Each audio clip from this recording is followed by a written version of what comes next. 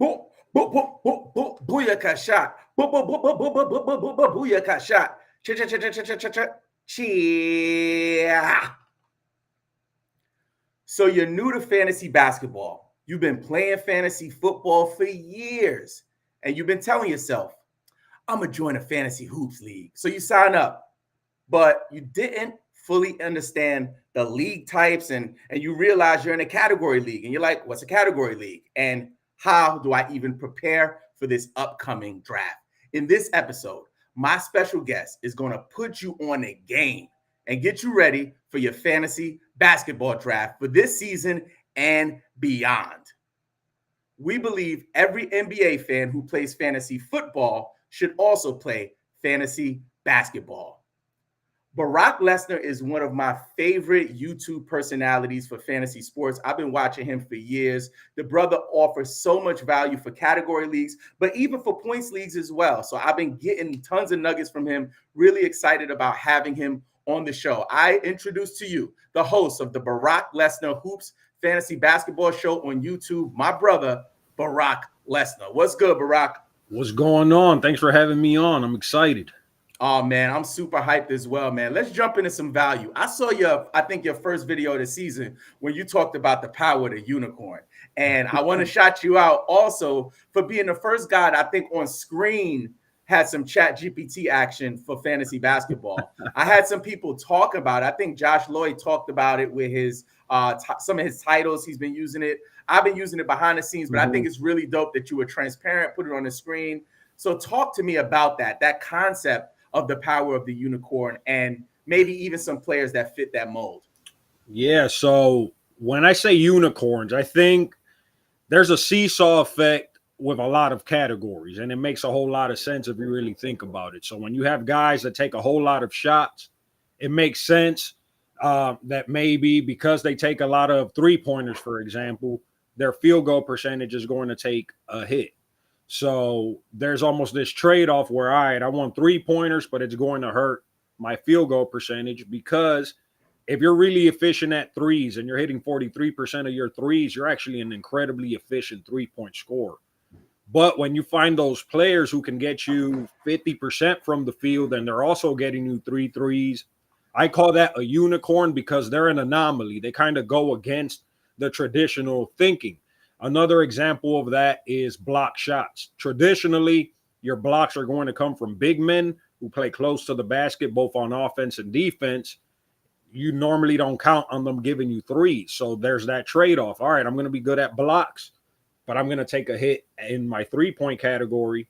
But you target these players that can get blocks and three-pointers.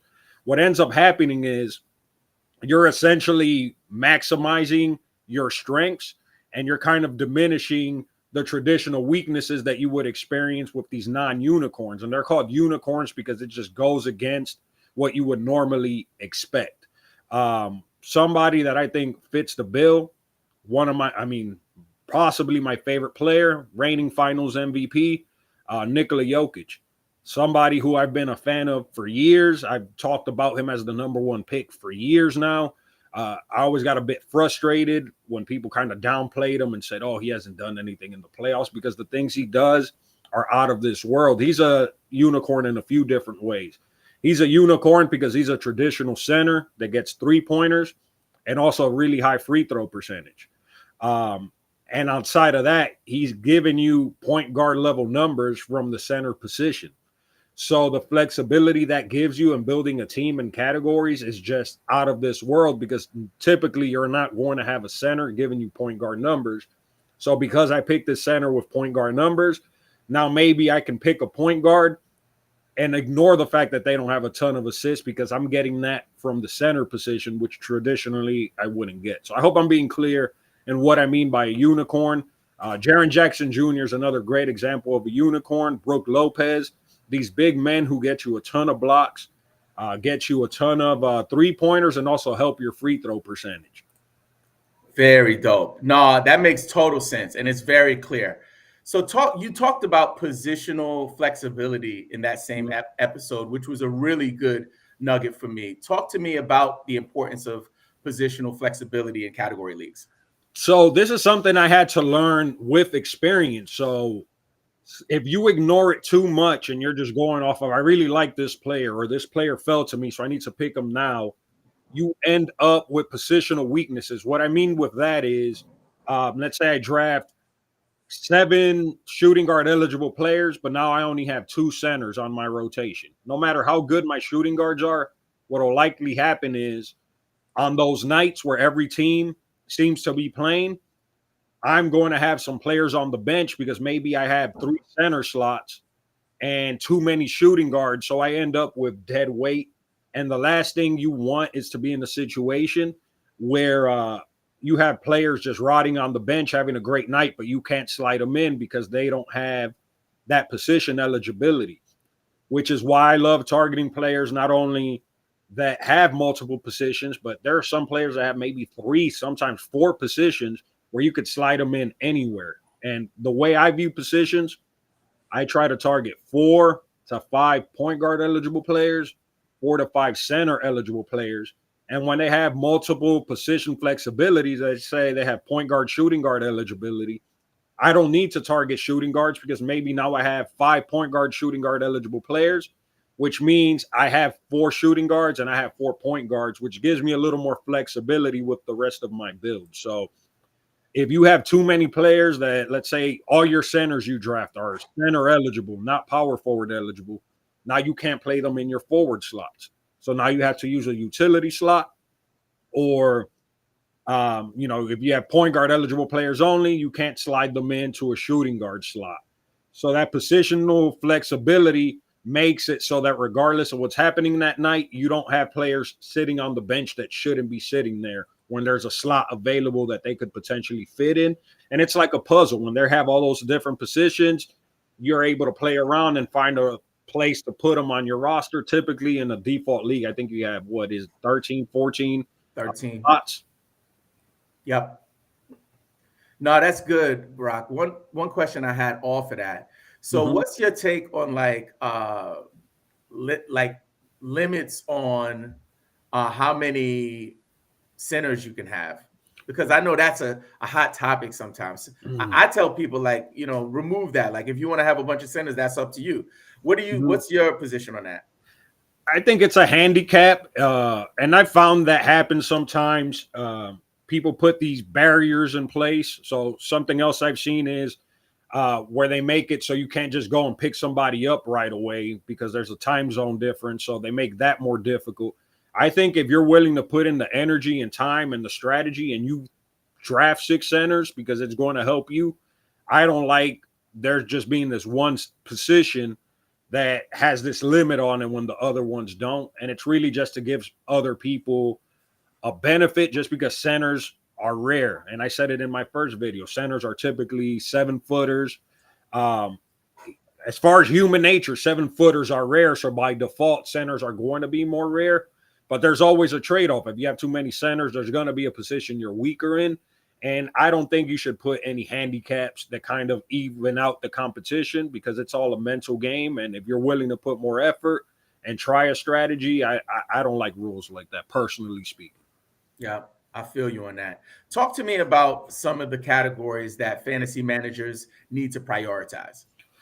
Man, I like to be counterintuitive. I feel like in my experience over the years, people really value scorers, they value rebounds, they value assists. So they will spend all their early picks targeting this, but then they'll grab guys that kill their field goal percentage. They'll grab guys that kill their free throw percentage. They'll grab guys that kill their turnovers.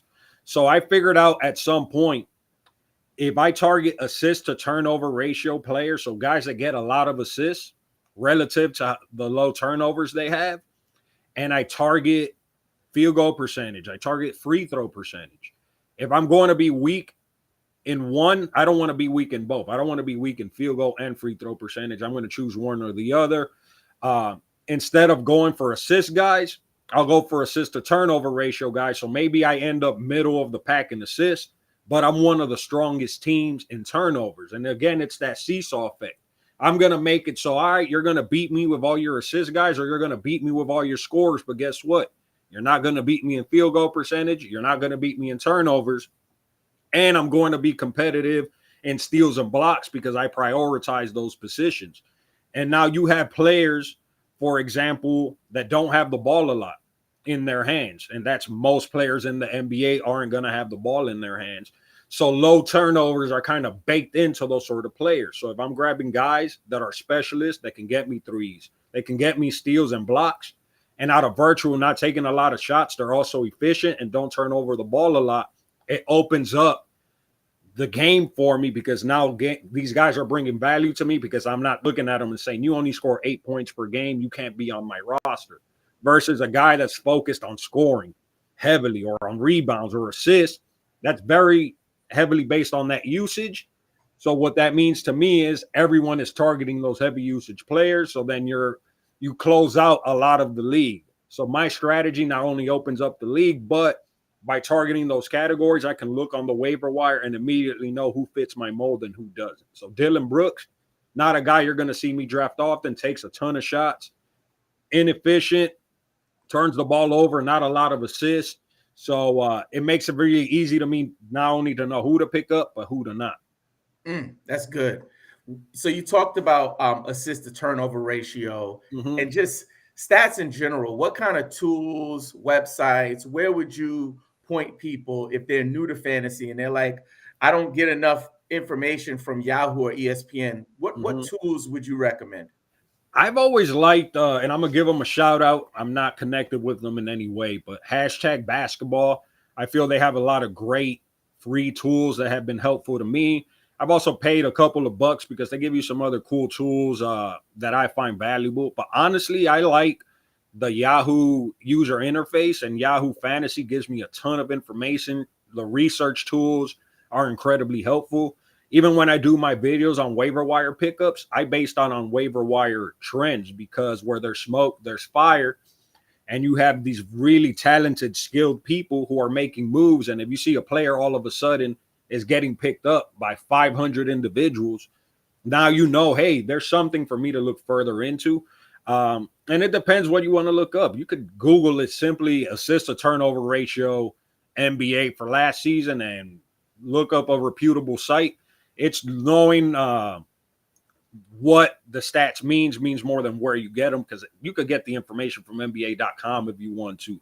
It's just knowing how that statistic or how those categories fit with your team, how they interplay with each other, and how you can kind of abuse the system and target players that help you more in fantasy that aren't household names, because that's where you're going to win. Because when you're playing against guys who aren't going to do the homework you're doing, a lot of times they'll put a lot of value on, oh, well, who's talking about? Who am I seeing highlights of? Who are the famous NBA players? Who are the household names? Versus you're like, I'm targeting the players that are going to fit what I'm specifically building. Love that. Love that. I want to pay some bills, but I want to make sure people know that when we come back, you're going to be sharing like some players they need to target. So y'all want to get your pens and papers ready. Barack is going to drop some jewels on y'all. Sit tight for me, Barack. I'll be right back.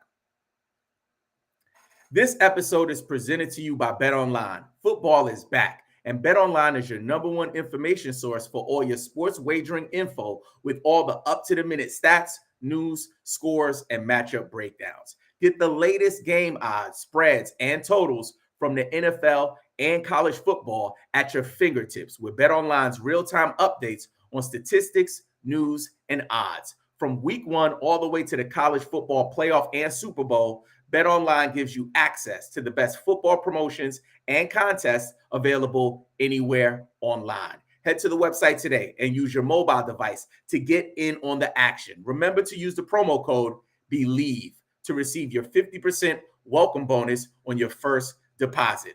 BetOnline, where the game starts. So, Barack, we promised the people some jewels, something they could use in their category drafts. It's draft season. People are excited right now. Every weekend is going down. Like, I got drafts lined up. Talk to me about some of those early round players that you're targeting specifically for category leagues in the 2023-24 season. Early round players, I mentioned one of them earlier. I really like Jaren Jackson Jr. I believe he's going around that 20-if range. Huge fan of his ability to get steals, blocks, a lot of three-pointers. He tends to be efficient, and he's still a young player on the upswing, still figuring out how good he can be. So he's somebody that immediately comes to mind that I can see being a first-round producer. The only thing with him, he can be a little bit injury-prone, so there's some concern there, which is likely why he's not higher in the rotation. But he's somebody that I definitely have in mind. Let's see, some other early round players. God, I should have been more prepared for this. I just did a video too, and now I'm blanking. But what do you think about if you had the first pick? People should just take the Joker. Don't overthink it, right? Yeah, I'm a Jokic disciple. So until somebody shows me otherwise, he's been my go-to for years. I had him in a dynasty league for like 3 or 4 years now, and anybody that wanted him, I'd send the most ridiculous trade offers, and they'd tell me like, no, you're asking for too much. And I'm like, you'll see. And I won the championship last year in that very specific league because he makes it so easy to build around. He's always healthy. The only issue he has is he's a victim of his own success. Mm-hmm. Last year, he ended up hurting me a little bit because the Nuggets were so good that he rested during one of my championship weeks, and that ended up costing me. So the only downside is he's too good. So Nikola Jokic for sure is the number one pick for me. I got another one. Huh? I got another one for you real quick. I got another question for you real quick. So I get a lot of questions about SGA versus Tyrese Haliburton. So if you had to pick one for category leagues, which one would you be looking for? Tyrese Haliburton. In my last video I made, I actually called, I'm like, he's like the Nikola Jokic of point guards because his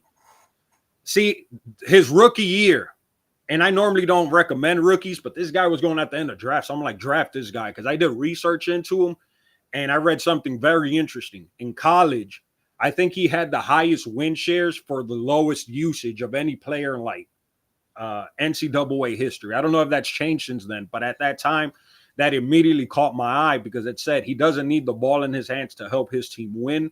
And I'm like, that bodes really well for his future. And he had a strong rookie year. And if anything, I underestimated how good he would be. I would say Tyrese Haliburton, his efficiency, his ability to hit threes, he's not going to give you the same scoring, but you're getting 10 plus assists. His turnovers are stupid low for the amount of assists he gets. I think it's like 10 assists to maybe 2 turnovers, if that. Really efficient, both field goal percentage, free throw percentage. He barely hurts you in any categories. And if he does hurt you in some, I mean, they're what you expect from a point guard. So Tyrese Haliburton, definitely an early round player that I think is worthy of that pickup.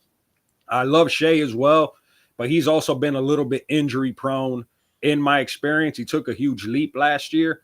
And I'm also not fully convinced that the Thunder are ready to be competitive quite yet. They were good last year, but I'm still a little iffy on how good they're going to be.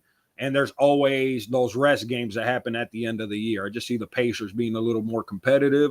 I could be wrong on that, but if I had to pick between both, I'm probably leaning towards Tyrese. Good stuff. Good stuff. So let's talk about some sleepers. Do you have some sleepers that you could recommend for folks to look for in drafts this year? Yeah, sleepers. One sleeper that caught my attention is Bojan Bogdanovic. He's going very late in drafts. And the reason I like Bojan, he has the ability to score a lot. And his field goal percentage is really high. His free throw percentage is really high. And he gets you a lot of threes. So when you're late in the draft and maybe you missed out on those scores early on, typically when you're grabbing scores late in the draft, they're ones that really hurt your efficiency. So to be able to grab a guy that's capable of scoring 20 plus points per game and do so efficiently, he's somebody that I would have in mind. Somebody else, what's his name? He just got traded to the Jazz. John Collins? John Collins, yes. John Collins is somebody else I've been a fan of for years. I believe they're going to find him the minutes, and he has that ability to block some shots. He can score. He can do so efficiently. He can hit free throws. I think he's being a little underrated. I remember when Lauri Markkanen got traded to the Jazz, people kind of thought he wouldn't do as well as he ended up doing. So I could see that playing out. I could see them playing together and Markkanen playing some small forwards. So John Collins is another target I noticed late in drafts. There's a few others that caught my mind. And to me, let me clarify, when I consider a sleeper, my definition of a sleeper is a guy you can get that's going to outproduce where you draft him. So relative to where you're picking a player, so even if you pick a guy 25, but I think he can produce at a top 7 level, to me, I consider that a sleeper. So I think DeMar DeRozan's a little bit of a sleeper. He's a guy that normally goes around that 50 range, but almost the last few seasons, he, in my experience, is producing at an early round level and always outplays where he's being picked up. I think it seems like he's going down every year, but he's still performing. And he does. He's consistent with that. And Jalen Williams is somebody else. He reminds me a little bit of the production you get from Mikal Bridges. He just produces a little bit across the board. He's super efficient. I loved what I saw from him last year. In my opinion, this is a controversial take. I thought he should have been Rookie of the Year. Jalen Williams? Huh? Jalen Williams? Yeah, on OKC, because not only did OKC outproduce expectations, but what he did for a rookie, the efficiency, the numbers he was putting up, especially after the All-Star break, he helped me win a championship, and I think he helped a few people win championships, how good he was. Him going into his second year, a year of experience under his belt, those veteran eyes, I think he's going to beat out where he's being drafted. So there's Jordan Clarkson is another guy that I think is a bit of a sleeper. He always goes late as well and always ends up outproducing where he's being picked up. He's a heater of a scorer. He can be efficient for how many threes he's hitting. He's not a guy you grab for steals or blocks. But again, late in the draft, if you want a point guard with punch, he's one that I would target. I have, if you check out my channel, I'm making very detailed videos about all of this. I only wanted to give you a sneak peek on this one, you know, out of love for you and for your channel and all of your lovely subscribers. Love it. Love it. So speaking of that, why don't you tell folks what's coming up this season for your channel and anything else you want to drop, and also how people can get in contact with you? Yeah, so if you want to reach out to me, you can find me. I'm on IG at Barack Lesnar. You can email me at thebarackLesnar@gmail.com. I'm working on so many things, so I don't know if you know this. I'm actually a comedian. So you can look up Barack Lesnar. That's my comedy channel. On IG, I mostly do comedy things, but I love my fantasy basketball community. I wouldn't have achieved all these other projects without really venturing into fantasy basketball and content creation as far as this. I wanted to tell you players to avoid real quick before I forget. You might want to avoid LeBron James. In my opinion, he's getting up there in years, and there's too many categories he hurts you in. And I'll tell you this instead: avoid aging players. Avoid players who have been missing large chunks of the season for years in a row now. Availability is the best ability. And avoid players that hurt you a lot in categories. Sometimes you're better picking a guy that is decent in a lot of categories but doesn't outright hurt you in any categories than grabbing a guy that maybe averages 40 points per game, but they get 5 turnovers per game and kill your field goal percentage, because that could put you in the hole that the good can't get you out of. So apply that as you will. Hope that you can follow the content that I'm putting out. I have a video coming later today. I already discussed my strategy. I made a video discussing the point guard, shooting guard eligible players that I'm targeting. Today will be a video on shooting guard, small forward eligible players I'm targeting in drafts and kind of ranking. I have a lot more content coming before the season starts, so I hope that you can check it out. Follow my comedy stuff. That means a lot to me because I want to show a different side of me on YouTube other than just this fantasy basketball content. Very dope. Well, Barack, we're super honored that you pulled up to hang out with us, and we're looking forward to having you on again in the near future. Thank you so much. Thanks for having me. Y'all take care. And Sid, we'll talk soon. Just sit tight for me, Barack. I'll be right back. All right. Now that you are prepared for your category league draft, check out the next episode because the roster. Now that you are prepared for your category league draft, check out our episode about in-season roster management with Noah Rubin from NBC's Roto World. This episode was presented to you by Bet Online, where the game starts.